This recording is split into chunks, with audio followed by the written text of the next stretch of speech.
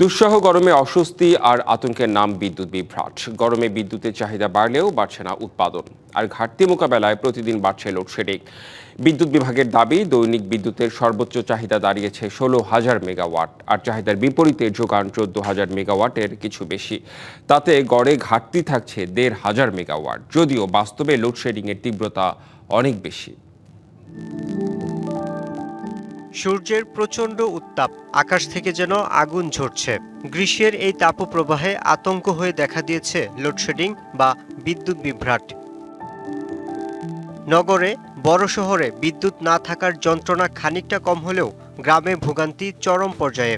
সবচেয়ে বেশি অভিযোগ পল্লী বিদ্যুতের বিরুদ্ধে। কোনো কোনো এলাকায় দিনে 15 ঘন্টায় থাকছে না বিদ্যুৎ, আবার কোথাও কোথাও দিনে 4 ঘন্টাও মেলে না সরবরাহ।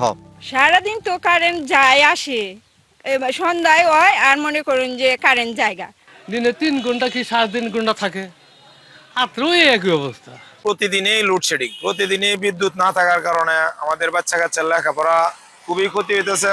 বিদ্যুৎ বিভাগের অব্যবস্থাপনায় বিপাকে গ্রাহক, বিশেষ করে ক্ষুদ্র ও মাঝারি খাতের উদ্যোক্তাদের রুটি রুজিতে আঘাত হয়ে এসেছে।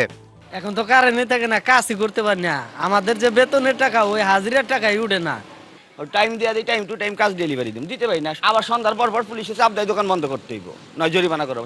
বিদ্যুৎ না থাকার কারণে আমার গাড়ি চার্জ হইতেছে না, বাসাত পানির সমস্যা হইতেছে। সংকট শুধু বাসাবাড়ি বা ব্যবসায় নয়, পৌঁছে গেছে ফসলের মাঠেও। ইরির জমি ফেটে চৌচির, বিদ্যুতের অভাবে অলস পড়ে আছে সেচ যন্ত্র। ধান ফুইলা বাড়িতেছে না, ধান থুর মানে গিয়েছে, আমাদের সমস্যা ক্ষতি। তেলও দিতেছে না যে তেল দা চালাবো। বিশ্লেষকরা বলছেন, খাদ্য নিরাপত্তা ও গ্রামীণ অর্থনীতির গতি ধরে রাখতে নিরবচ্ছিন্ন বিদ্যুৎ নিশ্চিত করার কোনো বিকল্প নেই। তাপমাত্রা বাড়ার সাথে সাথে এই চাহিদা সামনের দিনগুলোতে 17,500 মেগাওয়াটও ছাড়িয়ে যেতে পারে। আমাদের এই যে আন্তর্জাতিক বাজারের জীবাশ্ম জ্বালানির উপর মাত্রাতিরিক্ত নির্ভরতা, এটা থেকে গ্র্যাজুয়ালি বের হয়ে আসতে হবে।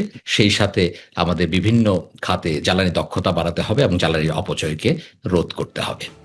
এ অবস্থায় দায়িত্বশীলদের কথার ফুলঝুরি নয়, লোডশেডিংয়ের লাগাম টেনে জীবনযাত্রাকে সহজ করার তাগিদ ভুক্তভোগীদের। Yusuf Rana, DBC news, Dhaka.